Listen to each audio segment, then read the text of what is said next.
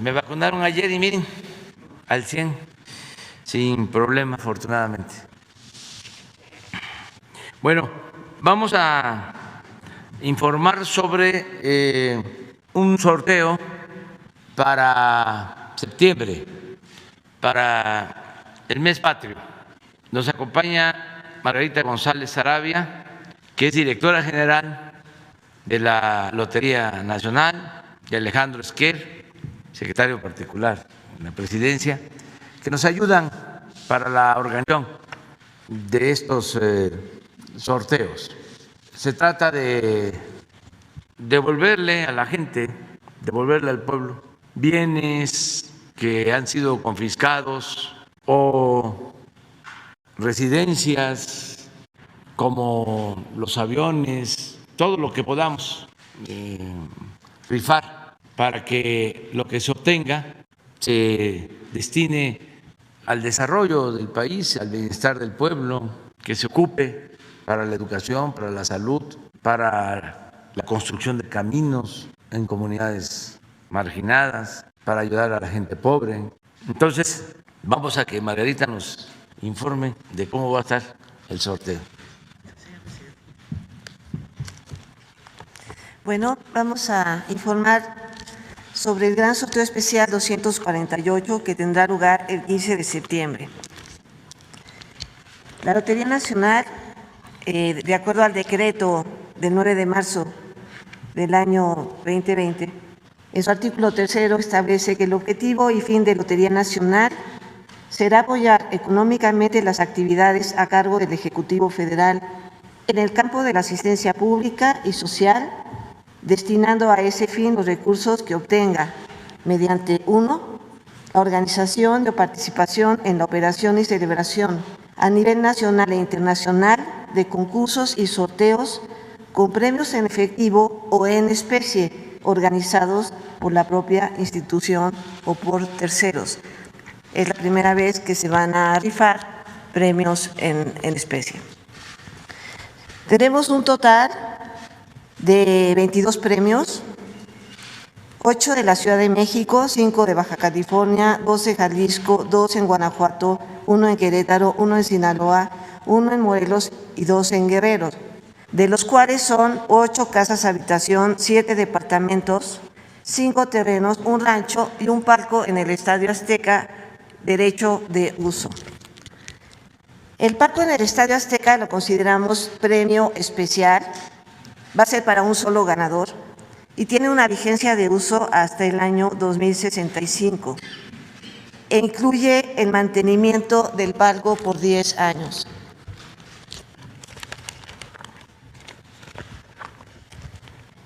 Está ubicado, como decíamos, en el Estadio Azteca, en Tlalpan. Tiene una excelente ubicación dentro del estadio, tiene 20 lugares, baño, cocineta y 4 lugares de estacionamiento. Es el palco A37. Se adquirió en 1984 por funcionarios, cabe decir, de pronósticos, siendo que no es una función de pronósticos comprar palcos para el uso de los funcionarios, y en la misma línea del presidente de no a la corrupción se decidió que este palco tenía que ser rifado. Como decíamos, tiene una vigencia de 44 años y el valor total del premio, tanto en especie como en efectivo, es de 20 millones de pesos. Después tenemos un departamento en Acapulco, en la zona dorada, con 3 habitaciones, acceso a la playa, alberca, áreas verdes y vista panorámica. Tiene una superficie de 250 metros y el costo es de 11.910.000 pesos. Está junto al mar, tiene entrada al mar de manera directa, alberca de condominio y está en Playa Dorada en una excelente ubicación. El premio mayor es una casa en el Pedregal de San Ángel con 4 habitaciones, vestidor, closet, 8 baños, alberca, terrazas y jardín. Está en Jardines del Pedregal, tiene una superficie de 3,000 metros cuadrados y una construcción de 2,000 metros cuadrados. Su valor en premio de especie y efectivo, 77,260,000 pesos.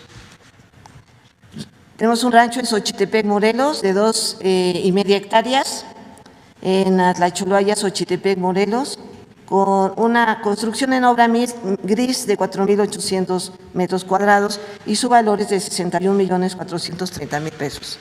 Una casa en Zihuatanejo, en el fraccionamiento Club de Golf, a 5 minutos de la playa, 3 habitaciones, 3 baños, alberca y jardín. Son 750 metros, de construcción son 16 metros cuadrados y el valor es de 2,490,000 pesos. Una casa en León, Guanajuato, estilo colonial, 4 habitaciones, alberca, amplio jardín, en la ubicación balcones de campestre, con una superficie de 1,000 metros cuadrados, construcción 600 metros y un valor de 14,120,000 pesos. Una casa en Tlajomulco, Jalisco, en fraccionamiento de lujo, seguridad, áreas verdes y zona comercial, con una superficie de 266 metros, construcción de 533 metros y un valor de 6,360,000 pesos. Una casa en Culiacán de 2 habitaciones, sala, comedor, cochera, jardín frontal, a 7 minutos del Parque de Culiacán, con una superficie de 395 metros cuadrados, construcción de 261 y un valor de 3,640,000 pesos. Una casa en Querétaro, en zona comercial, con seguridad de 24 horas, amplia sala, comedor, jardín frontal, construcción 240 metros, superficie 240 metros, valor 2,480,000 pesos. Una casa en Tlaquepaque, Jalisco, pueblo mágico, con 3 habitaciones, 3 baños, jacuzzi y calle con seguridad, superficie 90 metros cuadrados, construcción 138 en 2 niveles, 2,680,000 pesos. En Silao, Guanajuato, una casa, 4 habitaciones, zona amplia de comedor, 2 pisos, balcón y terraza, superficie 2,210 metros, construcción 534 metros, valor 5,130,000 pesos. Un departamento en la Ciudad de México, en Jardines de la Montaña, de 3 habitaciones, 3 baños, cocina integral, 3 lugares de estacionamiento, con una superficie de 250 metros, un valor total del premio de 14,380,000 pesos. Un departamento en la colonia Narvarte, igual de 100 metros cuadrados, 3 habitaciones, 2 baños, etcétera, con un premio de 4,670,000 pesos.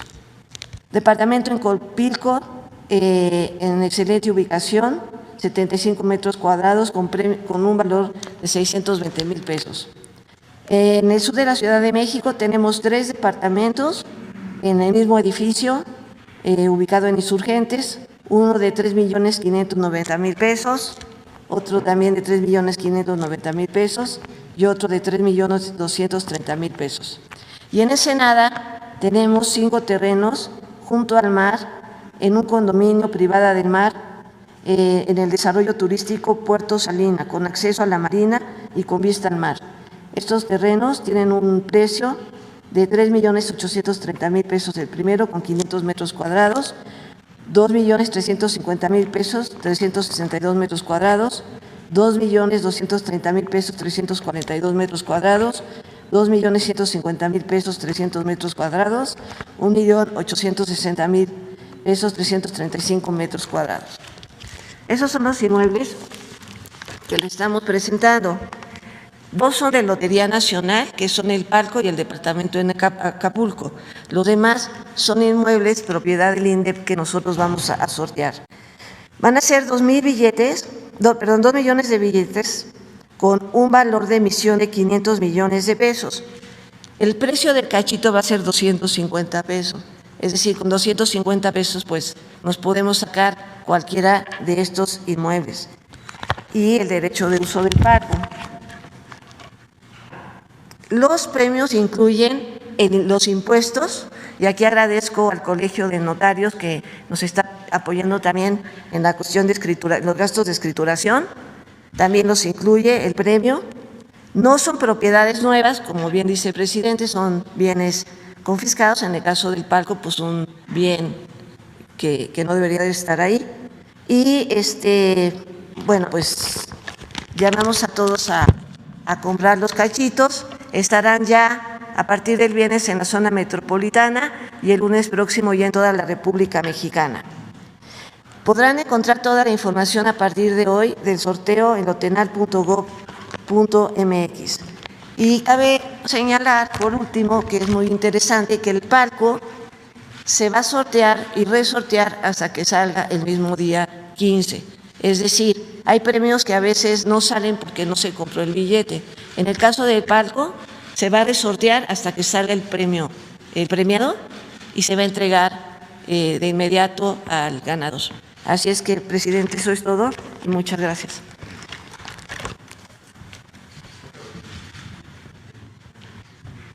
¿Falta? Vamos a hacer la revelación del billete. Muy bien.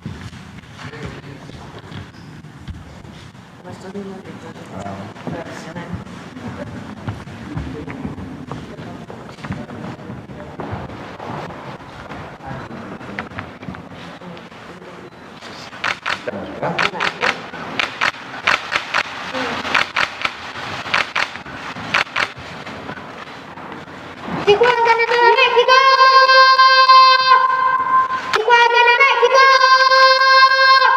¡Premio mayor! ¡Premio mayor!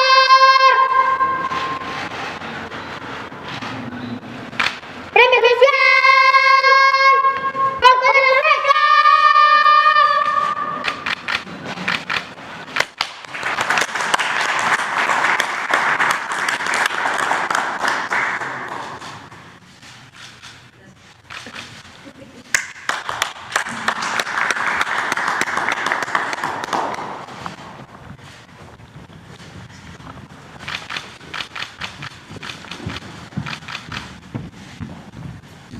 Muy bien, pues comenzamos. Adelante. Buenos días, señor presidente. Buenos días, directora de la Lotería Nacional. Buenos días, licenciado. Mi nombre es Diego Elías Cerillo, de Diario Basta, de Tabasco Hoy, Campeche Hoy, Quintana Roo Hoy, de Grupo Cantón. Señor presidente, en atención a lo que usted ha comentado de las reformas venideras y de las recientes elecciones en la legislatura que se va a llevar en San Lázaro, ¿cuál sería su opinión con respecto a cuidar que no ocurra este chapulineo, si me permite el término, entre los diputados para evitar que brinquen de partido en partido, ergo lo que pasó en su momento con la senadora Lili Telles? ¿Cuál sería el llamado que le haría a los senadores y si se tendrá pensado alguna propuesta por parte del Ejecutivo para evitar esta falta de ideales en los legisladores y que se mantengan en sus partidos y en un momento dado que prevalezca el contexto de los gobiernos de coalición? ¿Cuál sería su opinión al respecto, presidente? Gracias. Bueno, los legisladores son representantes del pueblo, no representan a los partidos, aunque los postulen los partidos, pero son representantes populares, representantes de los ciudadanos. Y de acuerdo al partido al que pertenece, ellos asumen o se identifican con un proyecto de nación. Cuando el ciudadano vota, vota por el candidato, vota por el partido y vota por el proyecto de nación.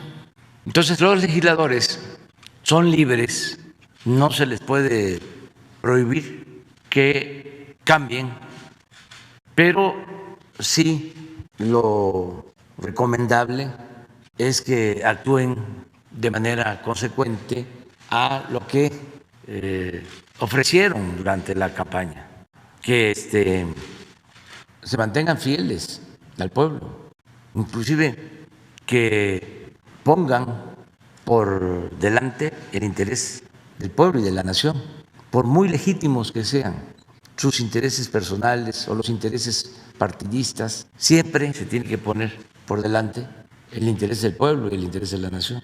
Yo espero que en el Congreso, en las dos cámaras, sigan actuando los legisladores con rectitud, con integridad, como auténticos representantes del pueblo.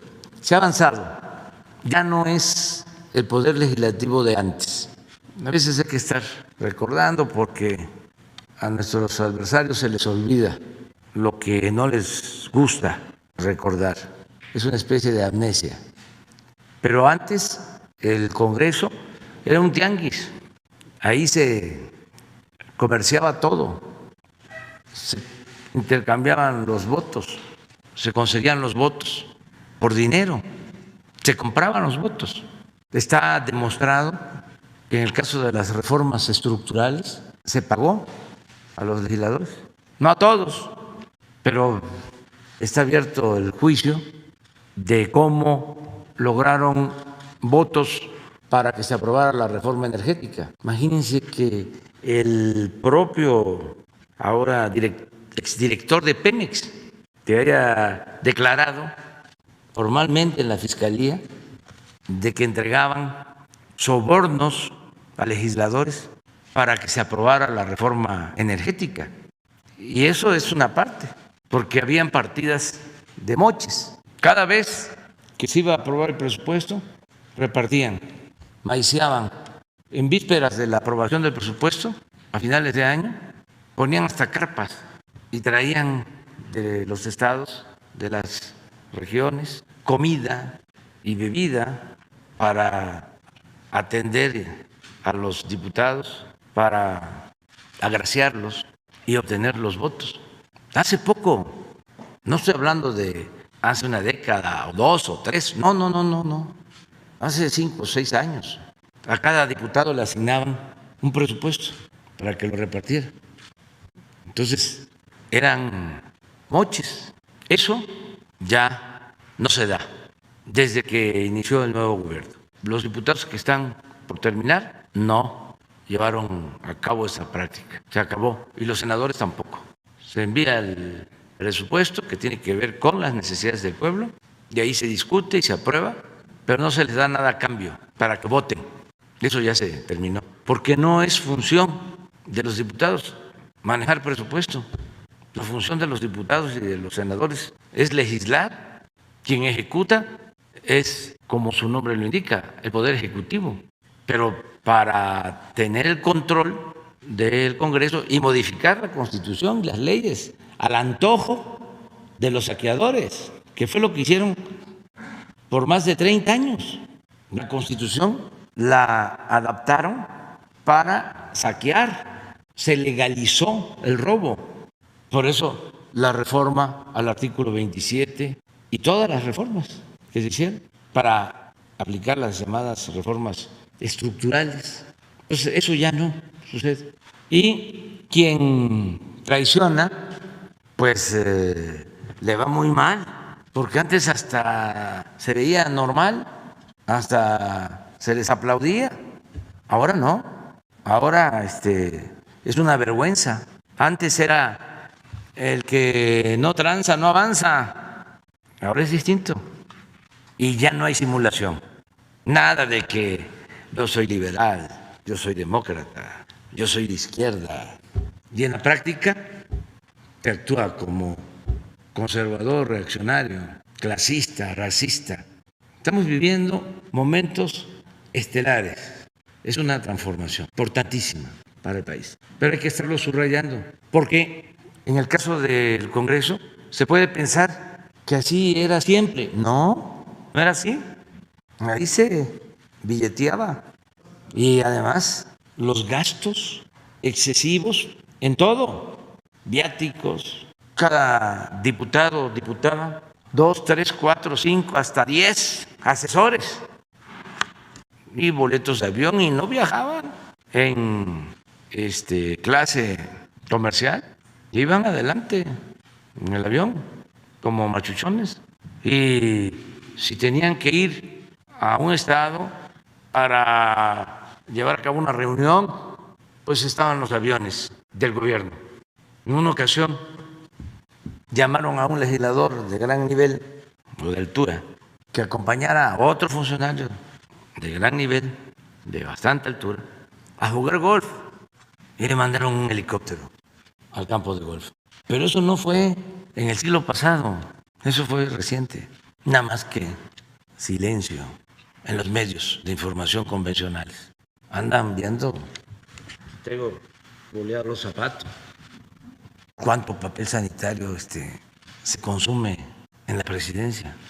Pero en fin, debemos de celebrar, porque la verdad es algo inédito, es una etapa nueva en la vida pública del país. Gracias, presidente. Y ahora, en otro orden de ideas, me gustaría poner un tema sobre la mesa, sobre esta conferencia de prensa que es muy importante para las y los jóvenes. Esto en atención a una conversación que sostuvimos en el programa de discusión del Grupo Cantón con un colega y amigo mío que ha venido a las conferencias de prensa en su momento, Pancho Parra, y abrevamos en el contexto de la salud mental. La salud mental, que es un problema que prevalece en la ciudadanía y particularmente para las y los jóvenes. Incluso tengo entendido en la guía ética vino un apartado con respecto a la salud mental. ¿Y a qué voy con esto?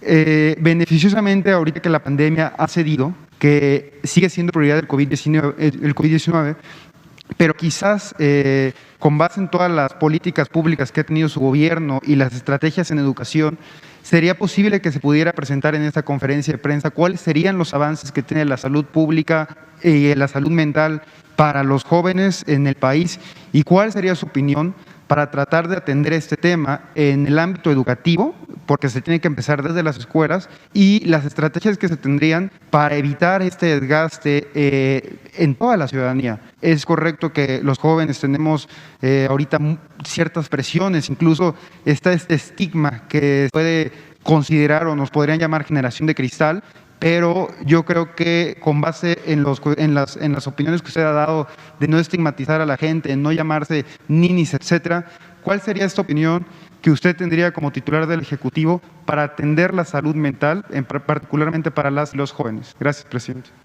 Pues estamos atendiendo a los jóvenes, garantizando el acceso a la educación, que eso es muy importante, y garantizándoles el derecho al trabajo.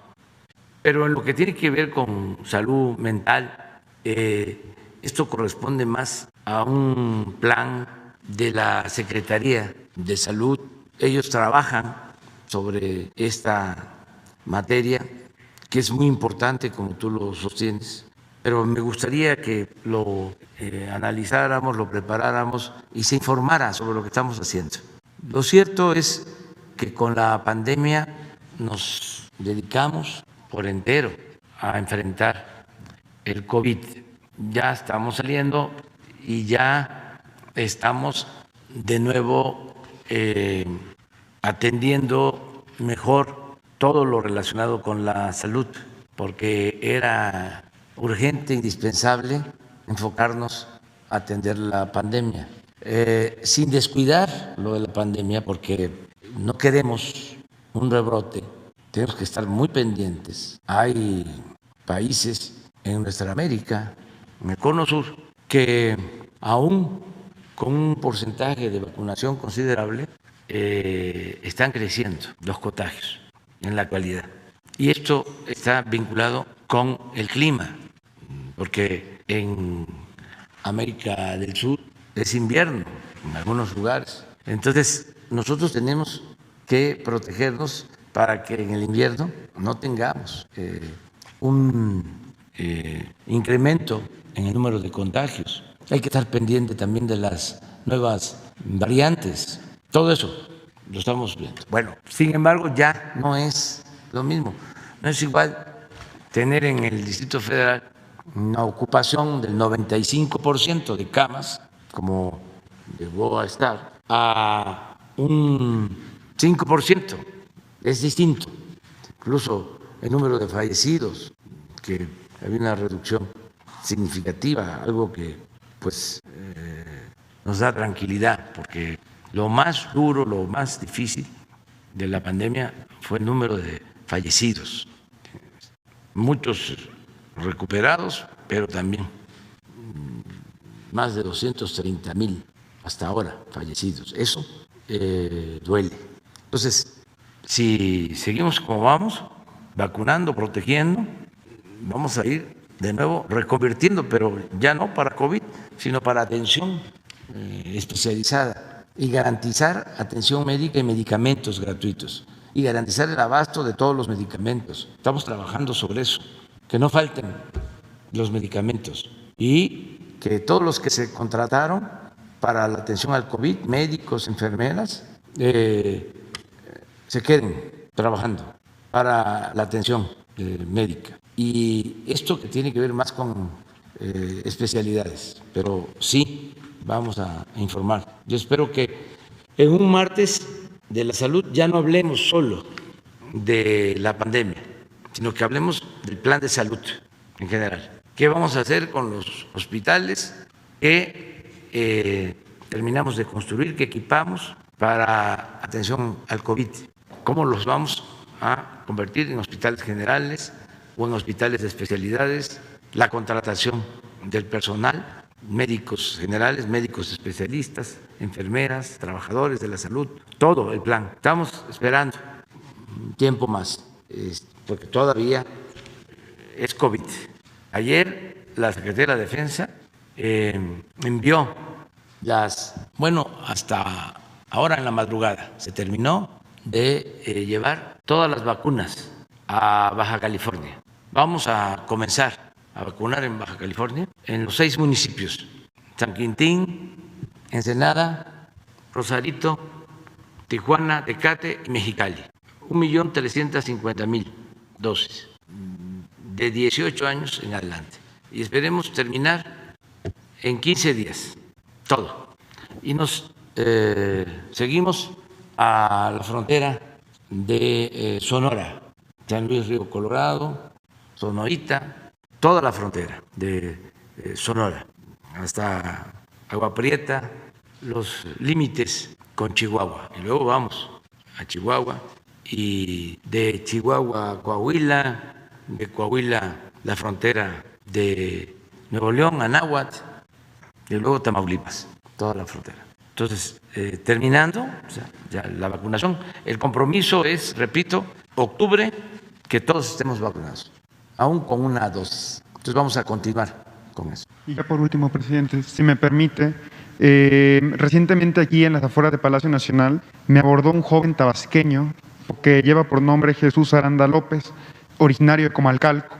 Este joven me comentaba que estudió música en Tabasco, en Veracruz, y que ahorita se encontraba en proceso de admisión para una beca en el extranjero en the University of Philadelphia, of Philadelphia. En consecuencia, presidente, me permitiría preguntarle si este joven, bueno, tengo entendido, presentó su solicitud en Atención Ciudadana, nada más que obviamente lleva un proceso la respuesta de esta solicitud.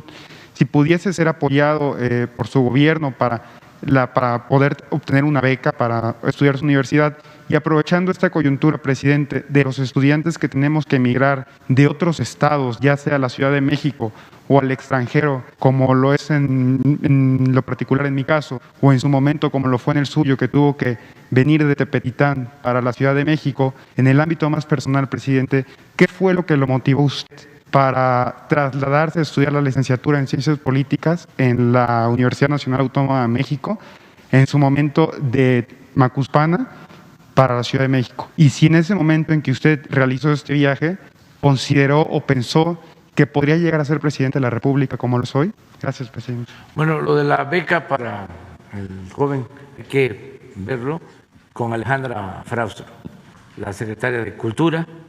En mi caso, yo terminé la prepa en Tabasco y decidí venir a estudiar. En ese entonces habían oportunidades. El hijo del campesino, del obrero, del comerciante, eso siempre lo digo, podía ascender en la escala social con el estudio y con el trabajo. Había lo que llaman los sociólogos movilidad social. Eso desapareció con el periodo neoliberal. No tengo ninguna fijación, pero hicieron mucho daño.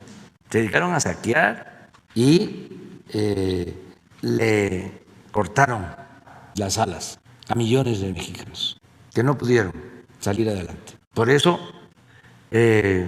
muchos optaron por irse a buscar la vida a Estados Unidos. Fíjense la paradoja, ¿no? Los que se fueron, porque aquí no habían oportunidades durante el periodo neoliberal, ahora son los que nos están ayudando más, porque lo que nos envían en remesas, lo que envían a sus familiares, significa la principal fuente de ingresos del país, 40,000 millones de dólares, y vamos a llegar este año posiblemente muy cerca de los 50,000 millones de dólares. Pero ¿cuándo se fueron? Más en el periodo neoliberal, a buscarse la vida.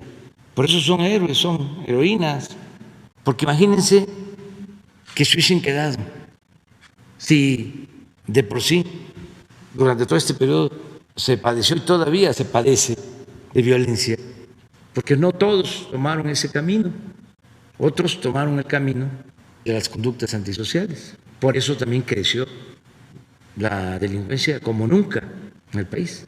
Entonces antes no era así, también para que los jóvenes lo tengan presente. A ellos les ha tocado vivir en periodos de crisis. Antes, en términos cuantitativos, el crecimiento económico de México llegó a estar durante casi 50 años en 5% anual. Desde el 64, no, desde el 58 hasta el 70, 2 sexenios, cuando estuvo de secretario de Hacienda Antonio Ortiz Mena, 6% de crecimiento anual, que le llamó el milagro mexicano, desarrollo estabilizador, sin inflación, sin devaluación, sin endeudamiento. Luego con Echeverría y López Portillo, aún con desequilibrios macroeconómicos, con devaluación, con inflación, se creció también al 5% anual. Entonces, los de mi generación, de los estados que venimos a estudiar aquí, pues era una fábrica de sueños, la Ciudad de México, hospitalaria, fraterna, como siempre. Teníamos becas, yo viví en la casa del estudiante tabasqueño, aquí en la colonia Guerrero, en la calle de Violeta, vivíamos 80, nos daban pues la casa, el hospedaje, cuartos, las literas, en cada cuarto 4, baño colectivo, comida, nos llevaban costales de pan, carne, frijoles, arroz, la cocina, no se pagaba pasaje, yo tomaba el camión en el Monumento a la Revolución hasta por todo Insurgentes, hasta Ciudad Universitaria. De cada 10 que presentábamos examen, ingresaban 9, no había rechazo. En los tiempos del neoliberalismo, de cada 10 entraba 1. Entonces, ¿qué queremos ahora? Que de nuevo haya movilidad social, que todo el que quiera estudiar tenga la oportunidad de hacerlo, que no importe la condición económica, social de los padres, que la educación no sea un privilegio, sino un derecho de todos. ¿Cuándo empezaron a querer privatizar la educación? En el periodo neoliberal. Empezaron reformando el artículo 3, con Salinas, siendo Zedillo secretario de Educación. ¿En qué consistió esa reforma? En que la educación solo iba a ser gratuita en el nivel básico, es decir, preescolar, primaria y secundaria, y dejaron libre al mercado el nivel medio superior y el nivel superior, y empezó la privatización en escuelas particulares, empezó a crecer la matrícula de escuelas particulares, al mismo tiempo que no se fundaban universidades públicas. A mí me tocó como jefe de gobierno crear una universidad pública en la ciudad, y no se hacía una universidad pública en la ciudad desde que se creó la metropolitana. O sea, llevaba 20 años que en la ciudad no se hacía una universidad pública, que coincide con el periodo neoliberal. Hay estados, y ahora se están padeciendo las consecuencias, en donde no se impulsó la educación pública, como Guanajuato. Todo era escuelas de paga, privatizar la educación, como si fuese una mercancía. Eso fue la política neoliberal en educación. Y todavía querían más con la llamada reforma educativa. Entonces, como se dice en el béisbol, para atrás los fielders, aunque no les guste. Dicen, no, vamos a regresar al pasado. Sí, claro, a la luz de los nuevos acontecimientos, de la nueva realidad. Educación pública, gratuita y de calidad en todos los niveles escolares. Y no estoy en contra de la educación privada. El que tiene para pagar escuela privada lo puede hacer, está en su derecho. Pero el Estado está obligado a garantizar la educación pública, gratuita, de calidad. Entonces, ¿qué le digo a los jóvenes? Adelante, porque con el estudio nos defendemos mejor. Independientemente de dónde se llega, se abre el horizonte, el pensamiento, la recreación que se obtiene con la cultura, se es mejor ciudadano. Y además se dice, bueno, ¿para qué estudio si voy a terminar una carrera y no voy a tener trabajo? Sí, hay que procurar que todos tengan trabajo, pero se defiende más el que estudie que el que no estudie. Tiene más posibilidades, tiene más oportunidades. Entonces hay que estudiar, no abandonar la escuela. Y también, aprovecho, ya, no hay que estar ahí frente al televisor o al internet y encerrado y solo con los aparatos y comunicándonos con otros, en el caso de los jóvenes, de los adolescentes, sin tener la relación, sin socializarnos, sin tener la educación presencial. Ahí vamos poco a poco, pero tenemos que regresar a eso. No hay nada que sustituya a la escuela. Y ánimo, hay que echarle ganas. Sara. Gracias, presidente. Buenos días. Hablaba justo de la vacunación en la frontera. Yo quisiera preguntarle si se llegó ya a un acuerdo ayer con el secretario de Seguridad Nacional para la reapertura de la frontera, porque decía el canciller que quizá dependería del porcentaje de vacunación en las ciudades. Usted habla de que va a ir por estado, entiendo. ¿Cómo se reabriría esta frontera ya de manera total? Pues estamos en eso y es un tema que se está abordando. Queremos que se abra la frontera lo más pronto posible. Y por eso también se decidió utilizar estas vacunas para aplicarlas en los 39 municipios fronterizos de nuestro país, en la frontera con Estados Unidos. No sé cuál fue el resultado. Considero que en muy buenos términos se dieron las reuniones, pero vamos a pedirle al secretario de Relaciones que informe de cómo se avanzó con este propósito. De todas maneras, nosotros vamos a hacer lo que corresponde, terminar pronto de vacunar para que haya condiciones y se abra por completo la frontera. Presidente, si me deja preguntarle a la directora de la lotería qué pasó con el hackeo, de qué fue objeto la lotería. Gracias. Sí, gracias. Efectivamente, hubo un hackeo 14 de mayo y aprovecho para agradecer al Gobierno Digital que de inmediato tomó cartas en el asunto junto con agentes de sistemas de la lotería, la Policía Cibernética y se controló de inmediato. Estos son hackeadores internacionales que se meten a diferentes empresas en el mundo y hackean la información. En el caso de lotería, sacaron información básicamente administrativa. Como es información pública, pues para nosotros no fue ningún problema en el sentido de que se conociera esa información. Sin embargo, ya el propio Ábano, que son estos hackeadores, ya bajaron su página, liberaron las claves y ya tenemos normalidad. ¿Pagó algún tipo de No, rescate? por supuesto que no. No íbamos a caer en ningún chantaje. Y entonces no se puso en riesgo información delicada. No, nada de información delicada. Fue una parte de documentos administrativos que tiene que ver, por ejemplo, con las reuniones de consejo, etcétera, pero pues es información pública. Gracias. Gracias. Presidente, y preguntarle, hace unos días reportaron lo de la compra de las medicinas. Ayer hubo un bloqueo por parte de padres de niños con cáncer. Hoy los van a recibir en la Secretaría de Salud. Pero ¿qué le han usted informado? Si sigue el desabasto, si ya está en vías de solucionarse, ¿qué es lo que se sabe al respecto? Se está avanzando mucho. Gracias. Creo yo que para la semana próxima ya tenemos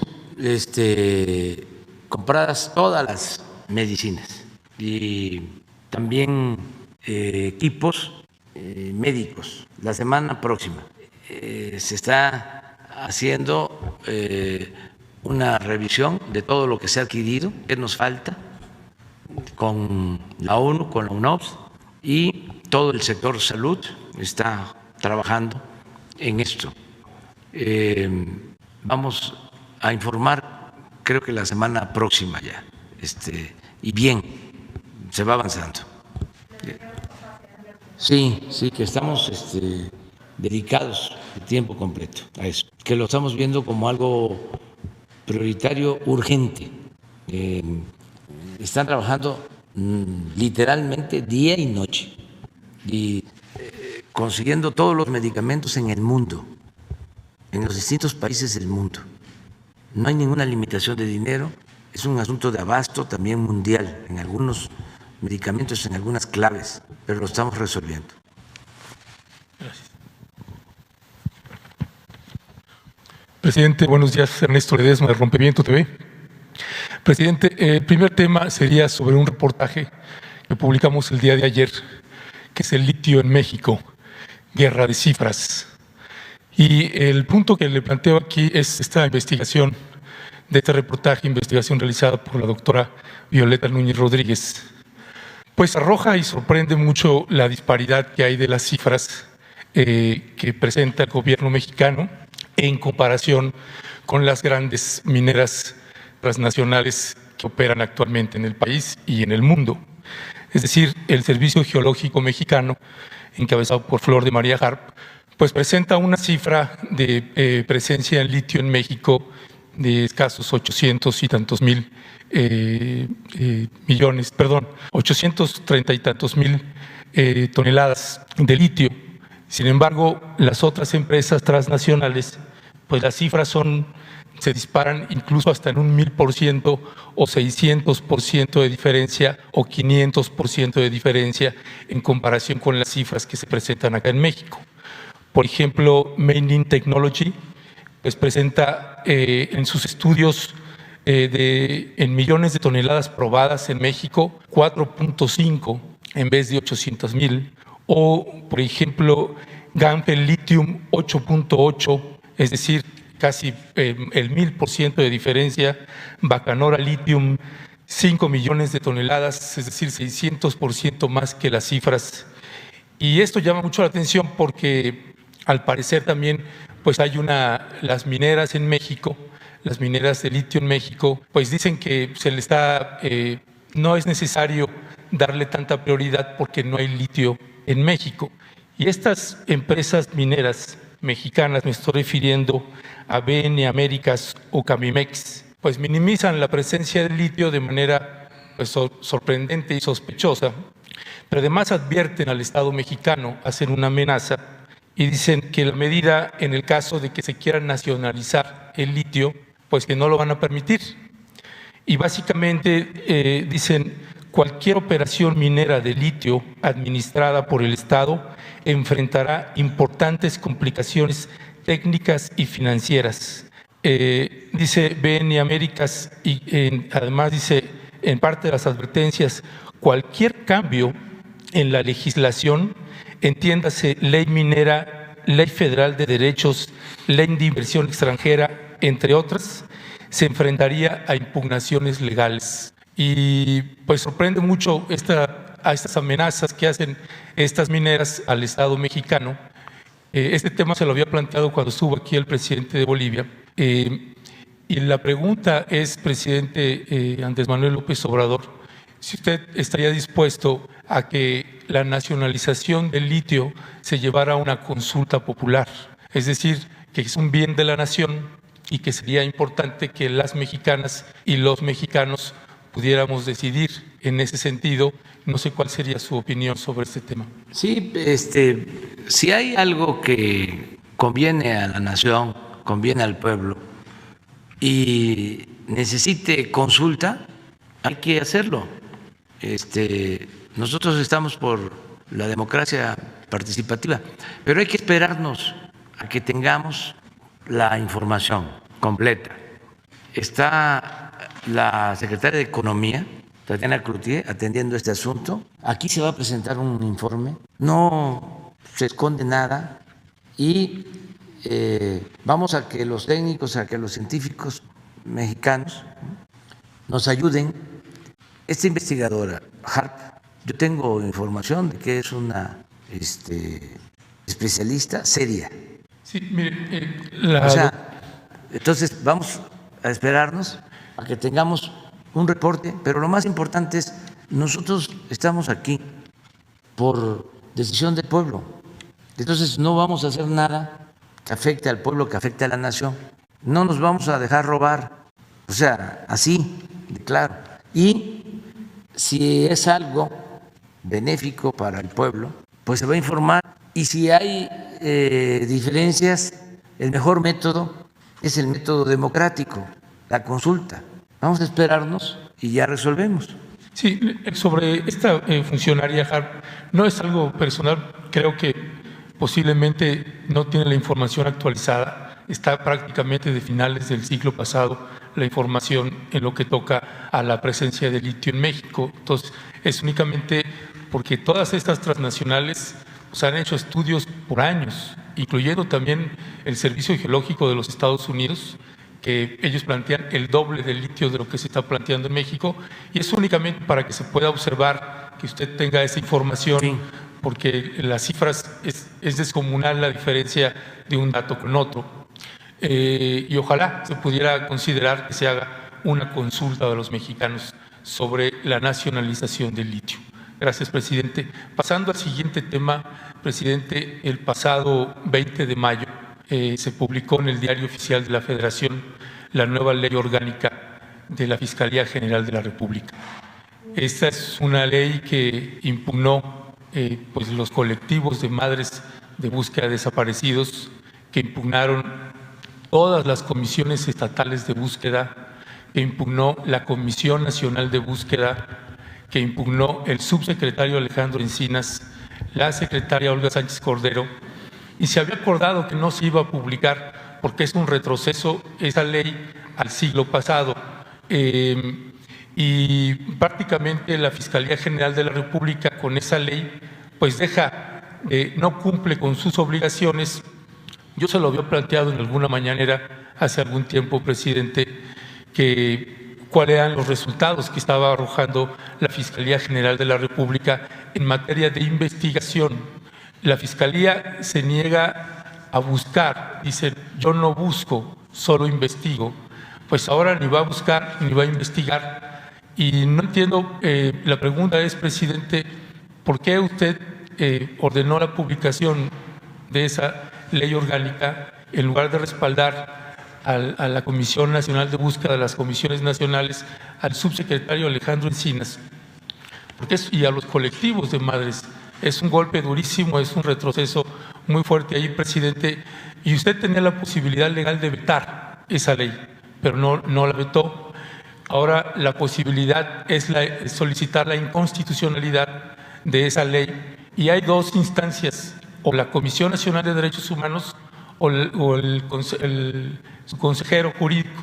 Él puede solicitar la inconstitucionalidad.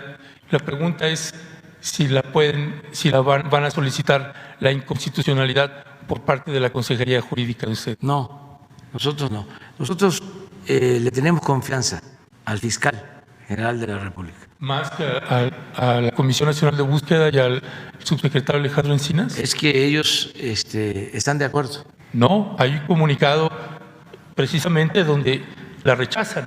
Pero al final se convencieron.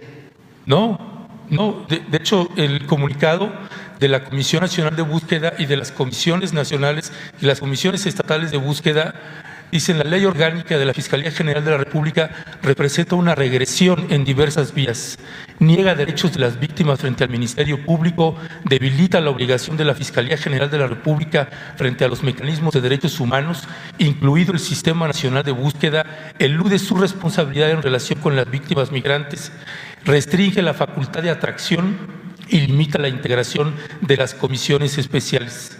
Además, insistimos, tergiversa el significado de lo que implica la autonomía y regresa a la fiscalía vertical, no transparente y cerrada a la ciudadanía. Esa es la Comisión Nacional y las comisiones. Pero nosotros tenemos como criterio el aceptar las propuestas de la Fiscalía, que es un organismo autónomo y que respetamos. Entonces, le tenemos confianza a la Fiscalía y no hay nada que temer, nada. Es que Porque ya no es el tiempo de antes. No hay que quedarnos en el almanaque. Miren, no, pero no es el almanaque, presidente. El 99% de los casos de las investigaciones no avanzan. Pero tiene que ver con la Secretaría de Gobernación y vamos nosotros a seguir apoyando. Pero entonces dele dientes a la Comisión Nacional de Búsqueda y al subsecretario Alejandro Encinas. No, ya ni me gusta la expresión esa, darle dientes. O sea, herramientas, ni eso. Herramientas, presidente, para que puedan hacer las investigaciones. Sí, tengamos confianza, ya no es lo mismo. Eso puede generar desconfianzas cuando imperaba un régimen autoritario que masacraba, que torturaba, que desaparecía gentes. ¿Quién es el violador principal de los derechos humanos? Pues tiene que ser el Estado mexicano. Ahí está. Ya no es así.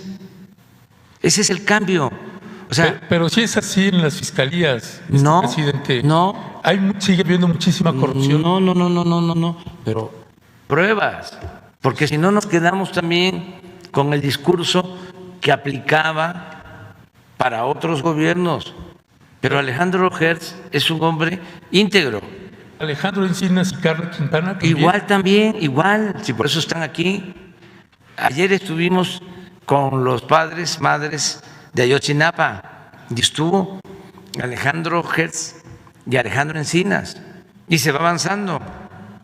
Ok, presidente, sobre ese tema entonces. Pero también está la instancia, como tú mismo lo señalas, de la Comisión Nacional de Derechos Humanos. Nada más que nosotros no lo vamos a hacer porque le tenemos confianza a la Fiscalía y porque la consideramos un organismo autónomo. Sí, pero la confianza tendría que ser también para la Subsecretaría de Derechos Humanos y la Secretaría. Si no le tuviese yo confianza, pues no estaría la licenciada Olga Sánchez Cordero de secretaria, ni Alejandro Encinas de subsecretario. Es que son ellos los que pedían, pero bueno, yo nada más lo... pero existe la posibilidad de la Comisión de Derechos Humanos. Nada más que nosotros no lo vamos a hacer porque vamos a ser respetuosos de la autonomía, de la Fiscalía, y le tenemos confianza al fiscal. De acuerdo a la Constitución, inclusive, si el fiscal deja de actuar con rectitud, cualquier fiscal, el presidente puede plantear su cambio al Congreso y en la Cámara de Diputados, en el Congreso, con la mayoría, se logra el cambio. Yo no lo voy a hacer porque el fiscal Germanero está trabajando muy bien. Tan es así que ya hasta lo están atacando. Y eso es un buen signo, porque cuando veo que a un funcionario le aplauden los conservadores y que lo alaban en las columnas, sale Galán en el Reforma, Oiga, pero los entonces ya me llama la atención. Oiga, pero los colectivos de madres pues estaban solicitando... Están siendo atendidos y van a seguir siendo atendidos, y ellos lo saben. No, pues son los que lo están planteando. Por eso, pero van a seguir siendo atendidos y no va a haber ningún problema. Nosotros tenemos un compromiso con el pueblo, con los pobres, con los desposeídos, con los que sufren, con los humillados. Es una convicción, pero no es un asunto teórico, porque hay sociólogos, hay antropólogos, hay politólogos, etcétera, etcétera, etcétera, que todo es teoría y les falta la práctica. Hablando de esa práctica, presidente. Entonces, no debe de haber ninguna preocupación. Nosotros no vamos a reprimir al pueblo, no se van a permitir injusticias, no se va a dar nunca la orden al ejército, a la marina, de llevar a cabo masacres. Todo lo que había antes y que pasó de noche, que en los medios no se trataba ese tema. Es más, ni siquiera las llamadas organizaciones no gubernamentales o la llamada sociedad civil. Cuando hablan de sociedad civil, pues no es pueblo raso, son ciertos sectores, porque uno podría decir, ¿por qué llaman sociedad civil a lo que antes era pueblo? O sea, ¿Qué es la sociedad civil? Pues es un sector de clase media, de niveles académicos altos, pero consideran a los indígenas, a los obreros, a los campesinos, a los pobres sociedad civil. No, sociedad civil es la que promueven las corporaciones empresariales. Pero con base en los resultados que hay en materia de búsqueda, presidente, el 98.5% de los casos de personas desaparecidas no avanza y se mantiene en la impunidad, el 98.5%. ¿Por qué no, por lo menos, presidente, tener una reunión, un pool, donde se encuentre el secretario de la Suprema, perdón, el presidente de la Suprema Corte de la Justicia y de la Judicatura Federal, Arturo Saldívar, la secretaria Olga Sánchez Cordero, el subsecretario Alejandro Encinas, la Comisión Nacional de Búsqueda con Carla Quintana, para crear un mecanismo distinto que avance? Se hace. Pídele información a Alejandro Encinas. Todos los días estamos trabajando en eso. Todos. En el caso de Ayotzinapa es un asunto de Estado. Interviene el Poder Judicial, interviene la Fiscalía, intervienen los altos mandos del Ejército, desde luego la Secretaría de Gobernación, todos. Pero hay un entrampe entre la investigación y la búsqueda, presidente. Por eso no avanzan los Pero casos. hay equipos.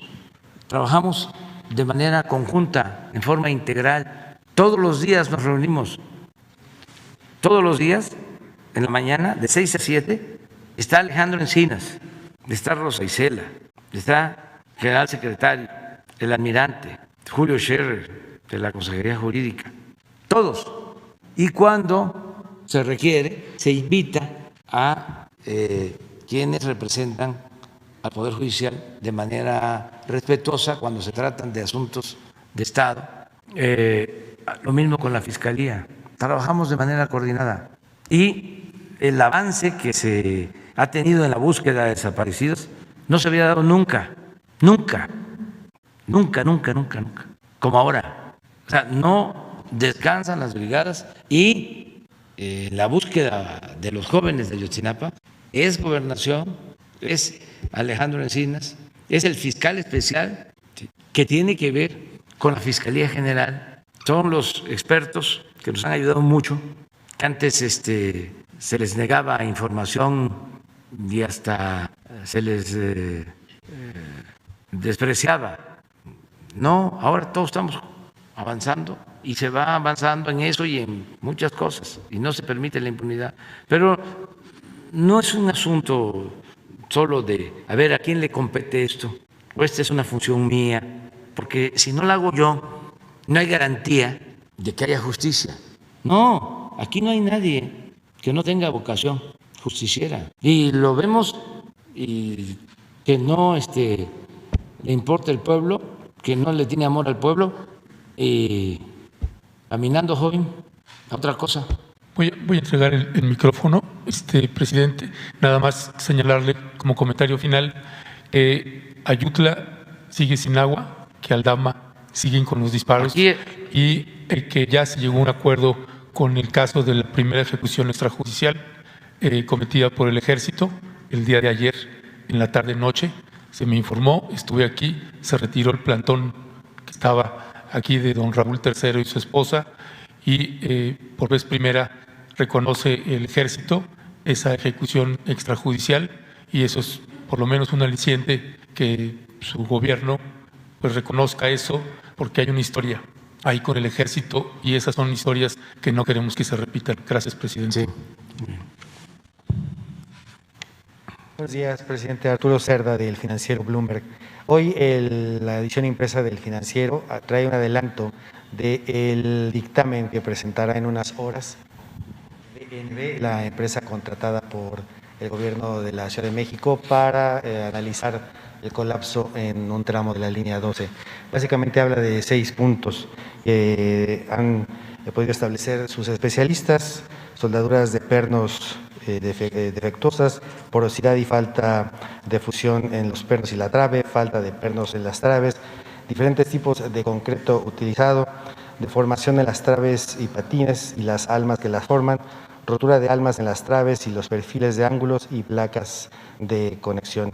El dictamen pues, enfila algunas conclusiones, algunas líneas de investigación a seguir y básicamente es si el diseño fue el apropiado para el sistema de la línea 12, si se cumplieron con los materiales de construcción, con lo requerido para el diseño, si se cumplió con la ejecución de la construcción, con lo requerido justamente en el diseño y si pues hay además posiblemente otros temas que investigar. Si esto se confirma en unas horas más, ¿cuál sería la postura de su gobierno? ¿Hacia dónde tendría que apuntar la investigación y el deslinde de responsabilidades?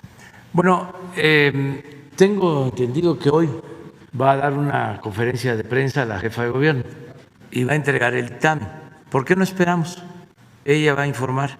En general, yo puedo decirles que son dos vertientes, aun cuando se trate del mismo caso.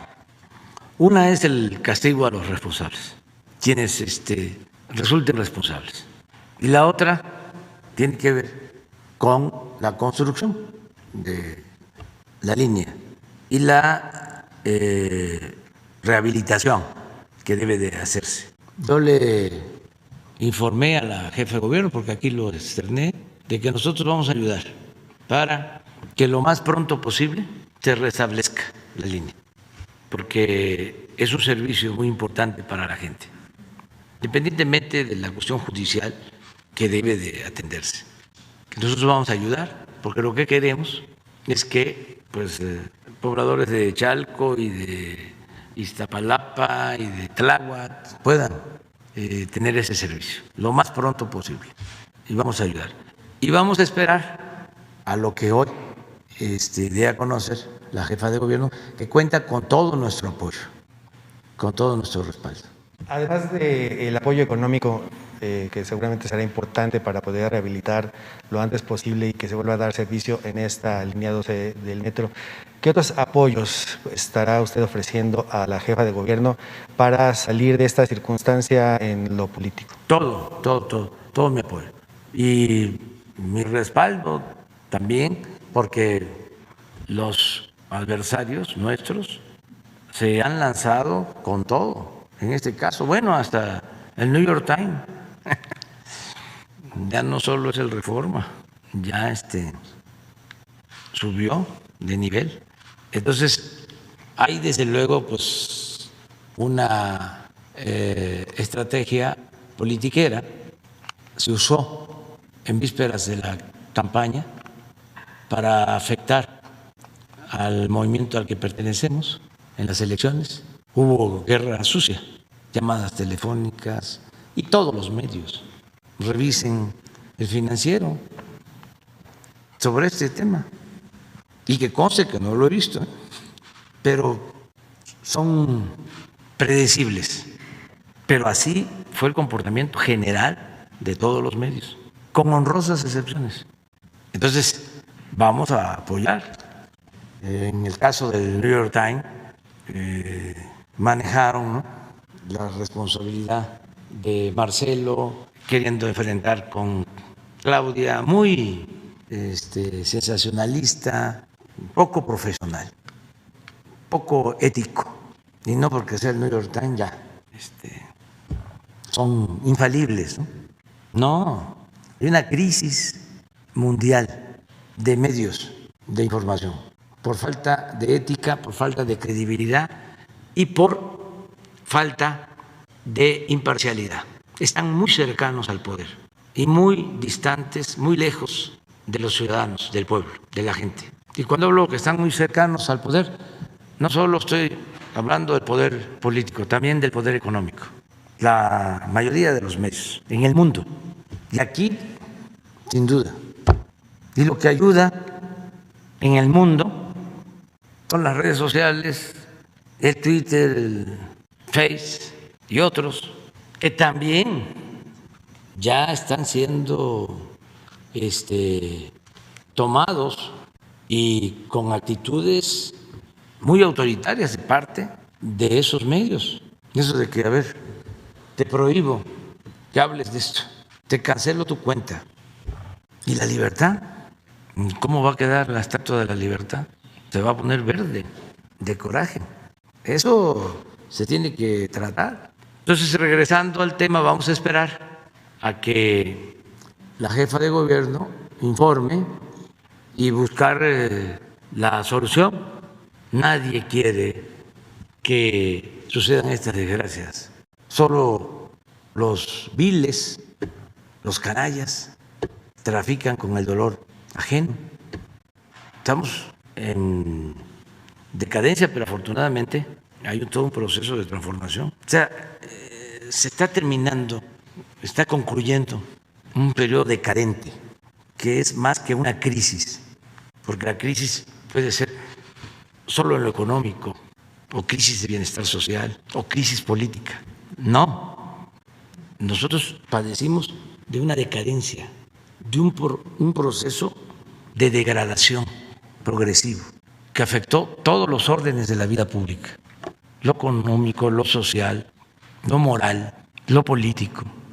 Por eso era indispensable la transformación. ¿Cómo se enfrenta una decadencia?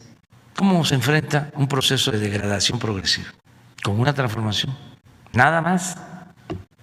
Y una transformación no significa más de lo mismo, significa romper el molde viejo y construir entre todos una forma de hacer política, una nueva política económica, una nueva convivencia en lo económico, en lo social, el fortalecimiento de valores culturales, la creación de una nueva corriente de pensamiento que no esté enfocada solo a buscar el bienestar material, sino que busque también al mismo tiempo el bienestar del alma.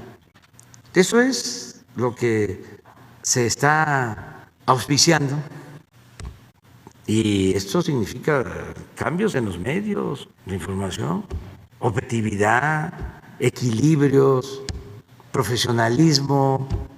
No hay artículos, notas, reportajes equilibrados, todos tendenciosos. Esto solo se veía, repito, en la época en que emprendieron la campaña contra el presidente Madero. Hay excepciones honrosas, por eso los destaco, porque tampoco me cuesta mucho saber quiénes son. Son muy pocos, se cuentan con los dedos de las dos manos. Y no incluyo a los reporteros, ni a los fotógrafos, ni a los camarógrafos, porque el reportero recibe una indicación del jefe de información, hasta les dictan las preguntas. Y luego, si no les gusta al jefe de información, que es como un jefe de censura que maneja la mesa de corte y confección, no pasa. O reduce tu nota, quítale esto, resalta esto. Hay veces que lee uno una nota que no tiene nada que ver con la cabeza, o con el título o el encabezado de la nota. Y eso ya no es el reportero, eso es allá, donde están decidiendo sobre los títulos, balazos, etcétera, etcétera. Entonces, todo eso ojalá y cambie, porque sí se pasaron ahora con la campaña. Y una de las pruebas es el manejo que tiene que ver con el lamentable accidente, la desgracia en el que perdieron la vida 26 personas en el metro. No fue de veras impresionante. Todos. Yo hablo del Financiero, pero por hablar de un periódico, que las excepciones es un periódico, uno, creo que La Jornada.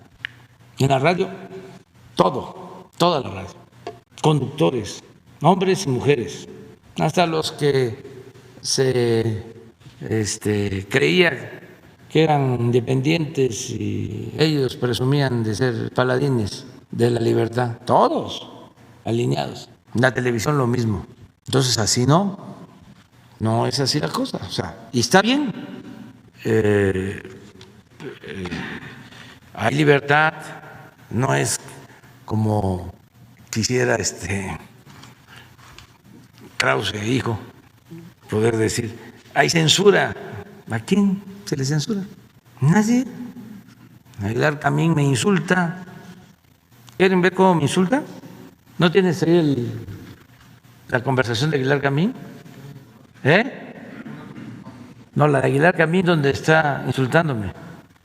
Y es el jefe de uno de los grupos de la intelectualidad orgánica. ¿Y ustedes creen que ya por eso vamos a investigar? A ver, si paga impuestos, cuánto dinero tiene, si tiene cuentas en el extranjero. No, nada más es informar, porque antes pues se dedicaban a golpearnos y la gente ni sabía. Y sí influye la guerra sucia, sí influye. No es así tan determinante, pero sí influye, porque muchos se confunden, muchos se confunden. ¿Cómo no? Si decía yo, y repito, de que le cambian de estación y es lo mismo, y ves la información de un periódico y es lo mismo, y la radio y la televisión, y todo es lo mismo, todo en contra, pues influye mucho. Es hasta agresivo, pues, somete, es autoritario, es hitleriano, al final de cuentas, es propaganda. Presidente, usted ha hablado de que en su gobierno, en su movimiento, hay mucha gente que puede tomar la estafeta para seguir con su proyecto. El colapso en este tramo de la línea 12 tiene involucrados a 2 personas que múltiples analistas han señalado como sus principales cartas para sucederlo en el cargo. ¿Cree usted que esta situación repercutirá en las eventuales aspiraciones de Marcelo Ebrard y de Claudia Sheinbaum?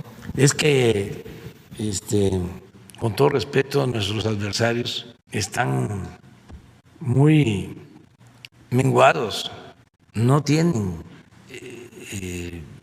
personas con prestigio, no tienen gente honesta, tienen gente íntegra, no tienen gente que le tenga amor al pueblo. Vean quiénes ganaron aquí con la Alianza Conservadora. La gente ni siquiera supo por quién votó. Son impresentables. Fue el coraje porque los envenenaron con la guerra sucia.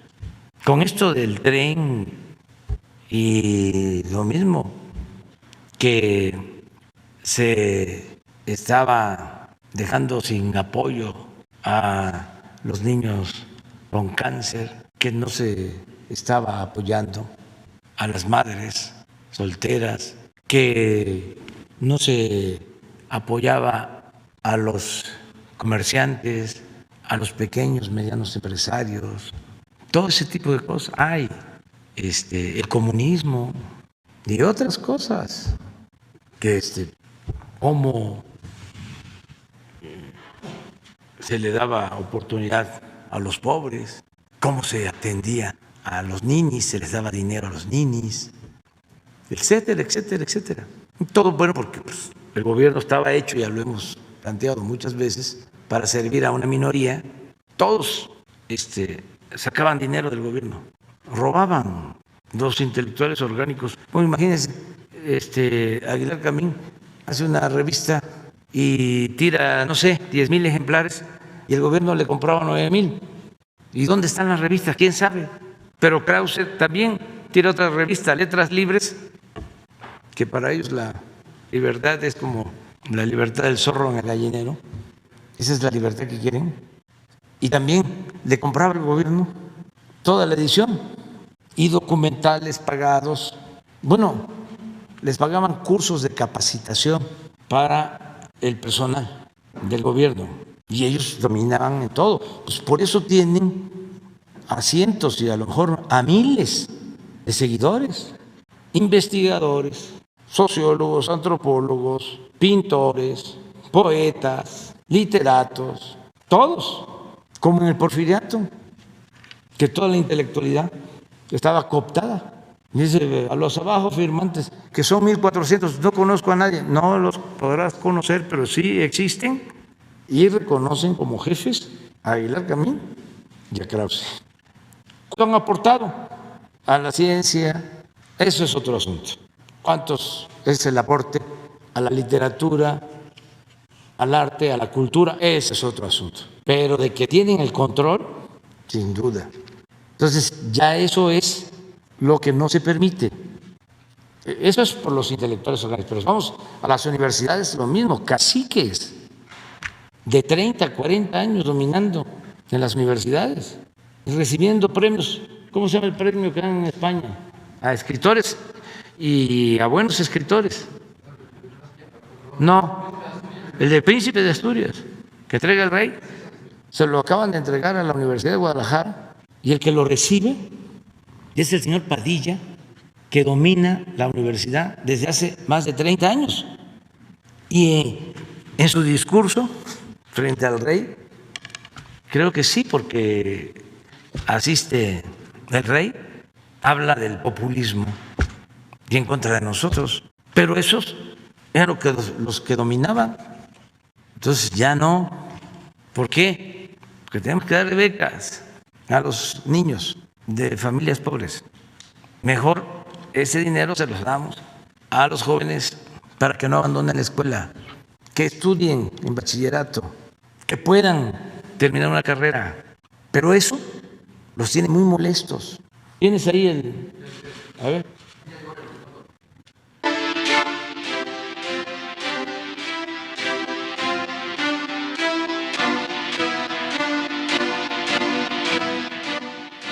Yo quisiera que tomemos nota de que estamos frente a un proyecto revolucionario y que cuando uno entiende eso, todas las estupideces que hace adquieren una lógica impecable. Él quiere que este país esté jodido y empobrecido para poder gobernar. Es lo que quiere. Yo creo que no es el momento de la revocación del mandato ya para López Obrador, porque en este momento te lo podría ganar. Y podrías estarle dando a él un instrumento político que le urge tener en este momento. En cambio, si lo dejamos para el año 22, como está planteado institucionalmente, así está en la ley, así está acordado ya, entonces lo que vamos a tener tenemos un momento institucional de presión sobre el Corte, tenemos unas elecciones intermedias en 21, en donde hay que derrotar a Morena y a López, y luego en el 22, muy probablemente, si perdió las elecciones del 21, estará tan jodido todo el país, porque no se va a recuperar muy rápido, que probablemente pierda también la revocación del mandato por pendejo y por pendejo. Repite eso último, como digo, así no se puede, ¿cómo se llama eso? En cámara lenta. Pero todos los que están ahí piensan igual. Miren, puro científico. Así está en la ley, así está acordado ya. Entonces lo que vamos a tener tenemos un momento institucional de presión sobre el Corte, tenemos unas elecciones intermedias en 21, en donde hay que derrotar a Morena y a López, y luego en el 22, muy probablemente, si perdió las elecciones del 21, estará tan jodido todo el país, porque no se va a recuperar muy rápido, que probablemente pierda también la revocación del mandato por pendejo y por pendejo. ¿Cómo? Pero, ¿por qué dijo? Eso es lo que muestra. Es que vale más mostrar esto que estar escribiendo, imaginando, no, pruebas. Y este es el asunto. Y fíjense cómo su estrategia era la Corte, que pierdan las elecciones y luego, debilitado, lo quitamos. No les ha funcionado su estrategia ni les va a funcionar, pero van a seguir y tienen derecho a hacerlo. Tienen derecho a hacerlo. Más que la gente debe de saber. Y no sé quiénes son los que estaban ahí.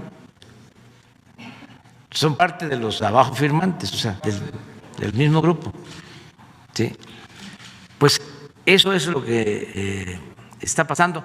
Este es un signo de la decadencia de México. Entonces, ¿qué se necesita? Pues que ya hay una renovación. Jóvenes escritores, poetas, artistas, lo que produjo la Revolución Mexicana. Después de la Revolución, novelistas, escritores, los grandes pintores, los muralistas. ¿Por qué Diego? ¿Por qué Siqueiros? ¿Por qué Orozco? ¿Por qué los murales?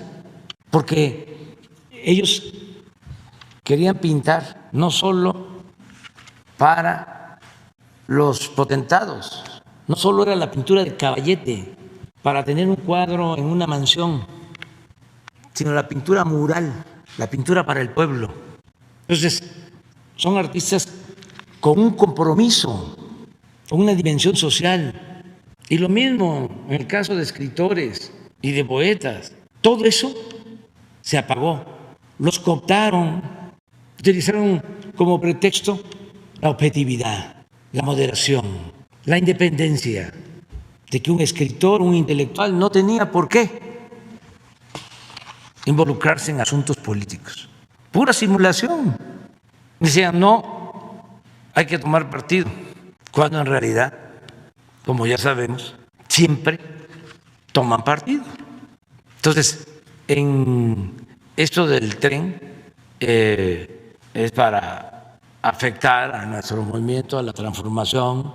Desde luego, era pelear a Marcelo con Claudia, muy vulgar, porque ni Marcelo ni Claudia van a caer en la trampa. Y como lo dije la vez pasada, nosotros tenemos muchísimos con posibilidad de llegar a ser presidentes, mujeres y hombres. El problema lo tienen ellos. ¿De dónde los van a sacar? ¿Quién? ¿Claudia? ¿La esposa de Felipe Calderón? ¿Cuadri? ¿Va a regresar Diego? ¿Chong? ¿Quién? ¿Loré de Mola? Que puede ser. ¿O Krause o Aguilar? ¿De dónde?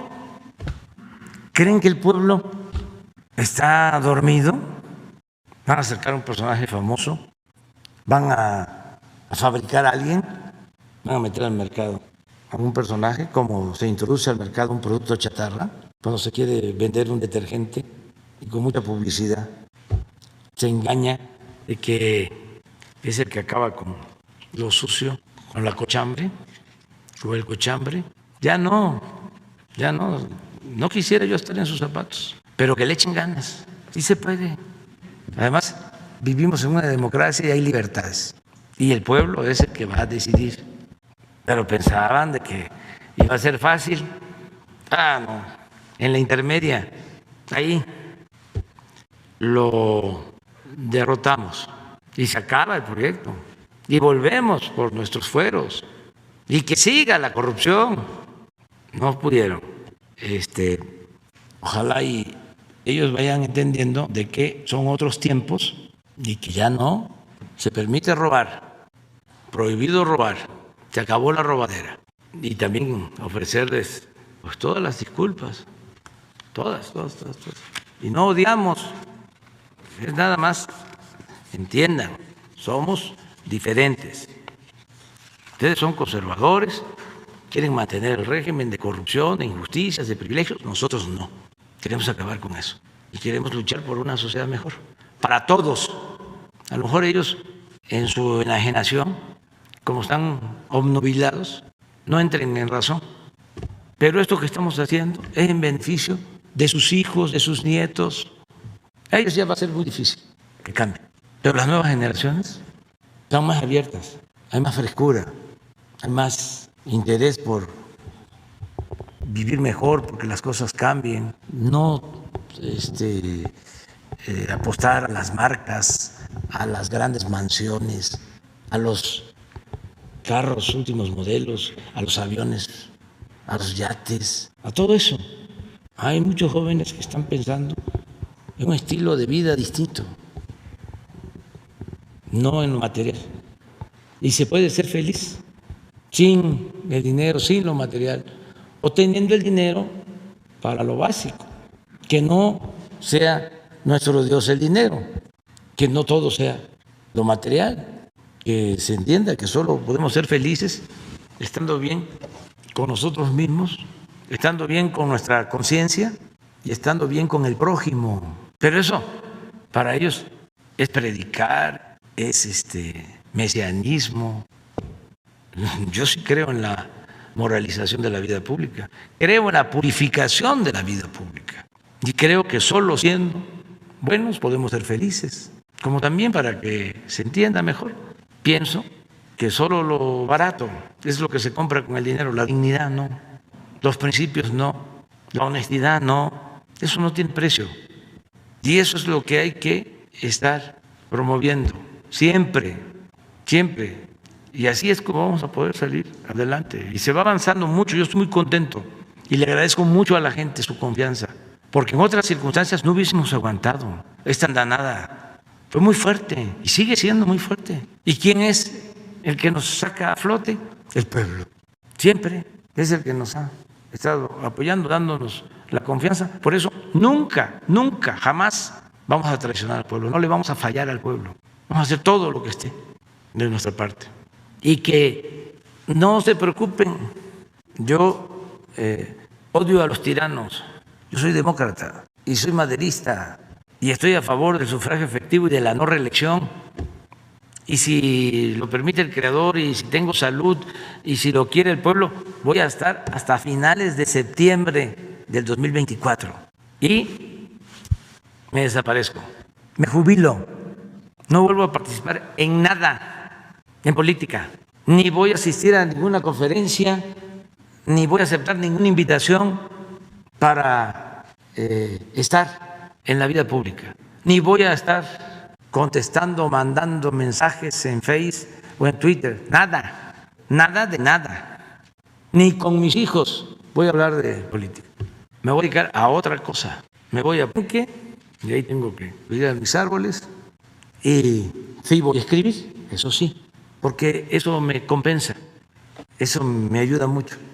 Voy a escribir sobre un libro que tengo muchas ganas de hacer, sobre el pensamiento conservador, que me va a entretener, me va a llevar tiempo hacerlo, porque sí creo que es una aportación en el terreno académico, literario, teórico, no político. Entonces, vamos a seguir, por eso hablo de que nos faltan 6 años, porque hay que trabajar el doble, 16 horas diarias, entonces así se amplía el periodo para dejar bien sentadas las bases de la transformación y avanzada la transformación, de que no puedan dar marcha atrás o que les cueste.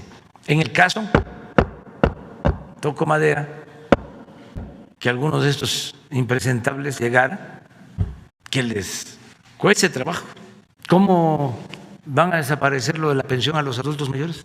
Sí, ya está en la Constitución y se va a requerir de 2/3 partes. Ahí sí, de mayoría calificada.